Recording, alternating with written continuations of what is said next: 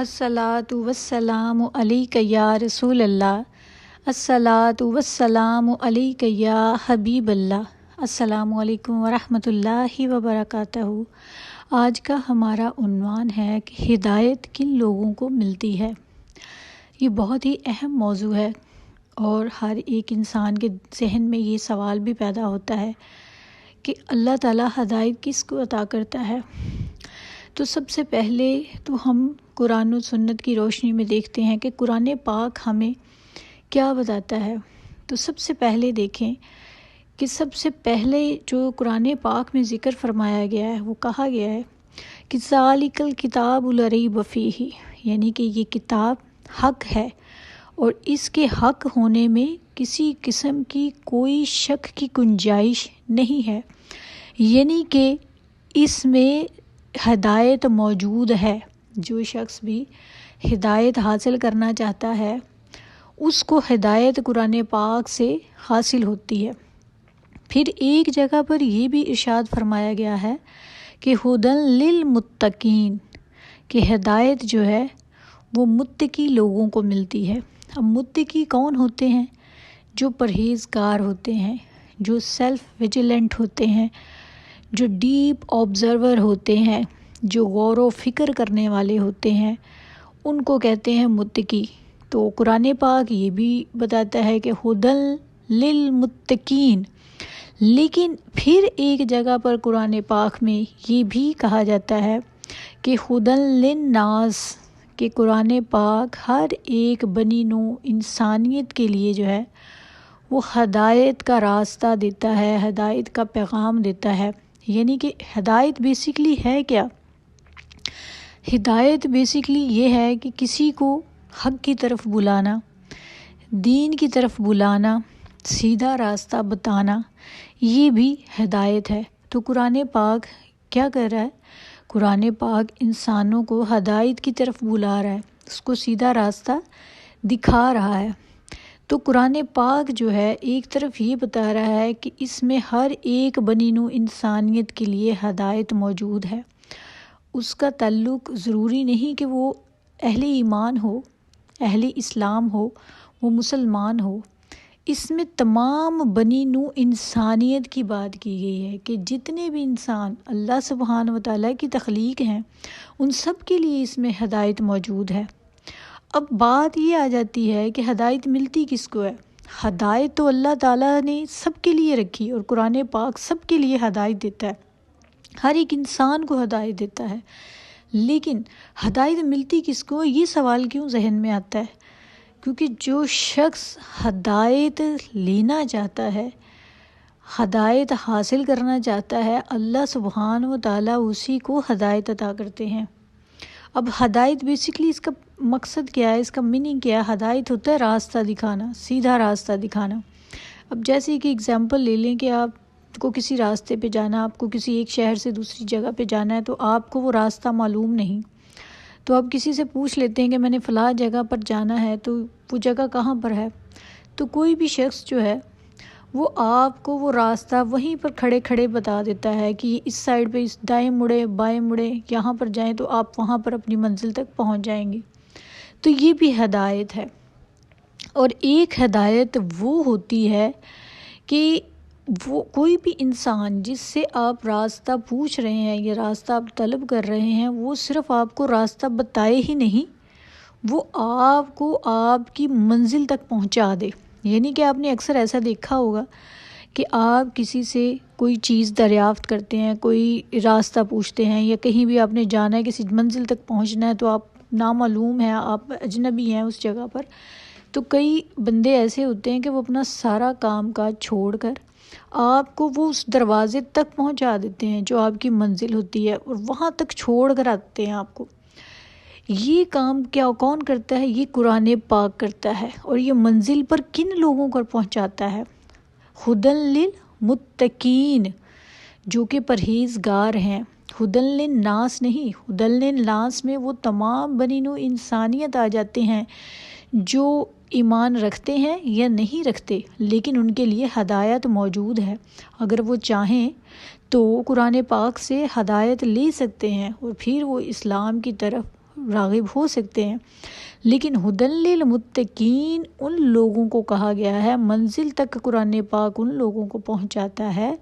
جن کی بات قرآن پاک نے ہدی للمتقین کہا ہے، کہ جو کہ اس پر غور و فکر کرتے ہیں۔ آپ نے دیکھا ہے، آپ نے پڑھا ہوگا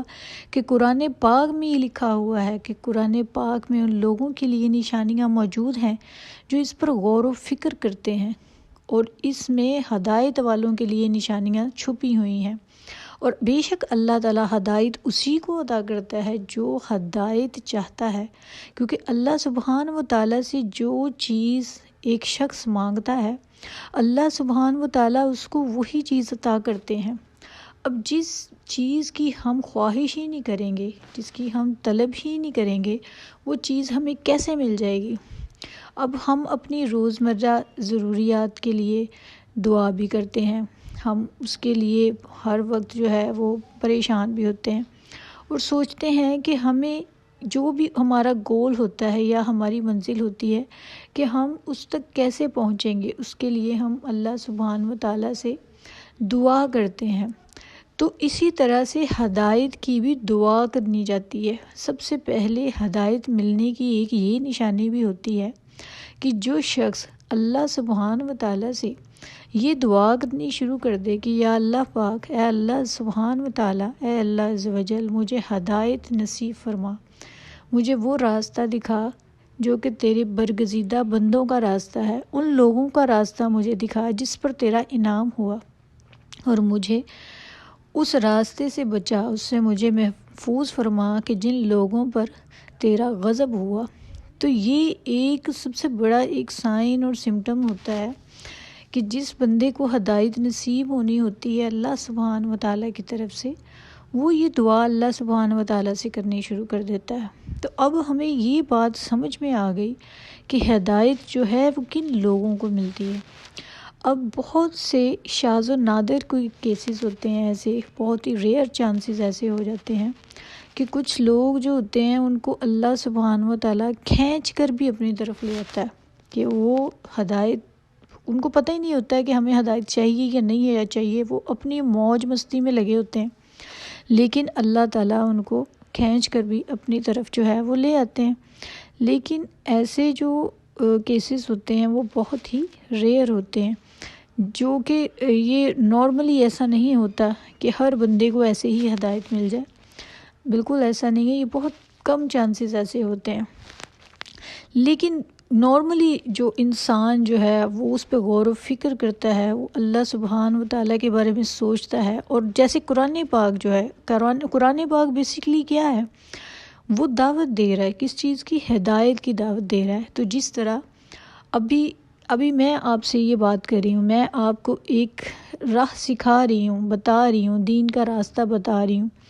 ہدایت کیسے ملتی ہے، کن کو ملتی ہے، کیوں ملتی ہے، کہاں سے ملتی ہے، یہ چیزیں اگر میں آپ کو بتا رہی ہوں تو یہ بھی ہدایت میں شامل ہو جائے گا۔ میرا نام بھی ان لوگوں میں لکھا جائے گا کہ جنہوں نے دین اور اسلام کی تبلیغ کی،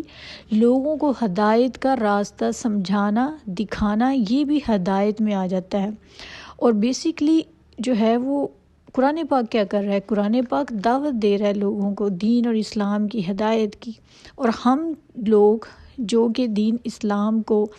تھوڑا بہت جاننے لگے ہیں اور جو کہ دل میں ایک محبت، ایک چاہت اتری ہے سینے میں، دل نے یہ سوچا کہ جو چیز میں نے سمجھی، جو میں نے سیکھ لی، میں اس کی دعوت لوگوں کو بھی دوں۔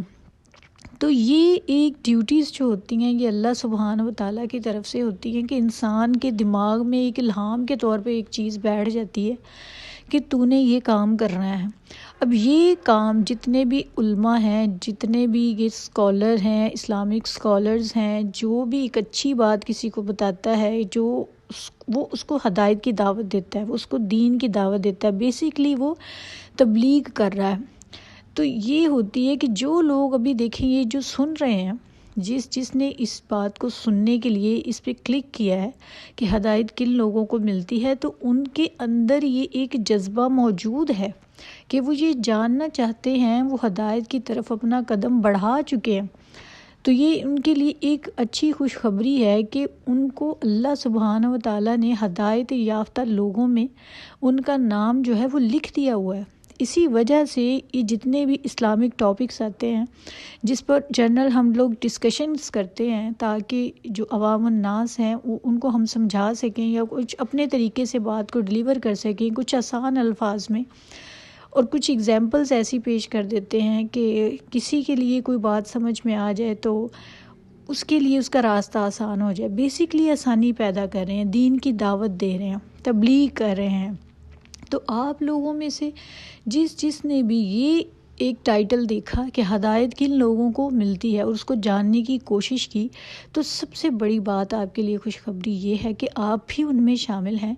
جن کو اللہ سبحانہ و تعالیٰ نے ہدایت کے لیے چوز کیا ہے۔ کیونکہ جو بندہ چاہتا ہی نہیں ہے،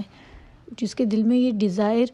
جو ہے وہ ہے ہی نہیں، وہ جنم ہی نہیں لے رہی اس کے دل اندر، تو وہ ایسی ویڈیوز پہ ایسے ٹاپکس پہ کیوں کلک کرے گا؟ آپ سوشل میڈیا پہ دیکھیں، ہزاروں لاکھوں ویوز دوسری ویڈیوز پر آتے ہیں، وہ ایسی چیزوں پر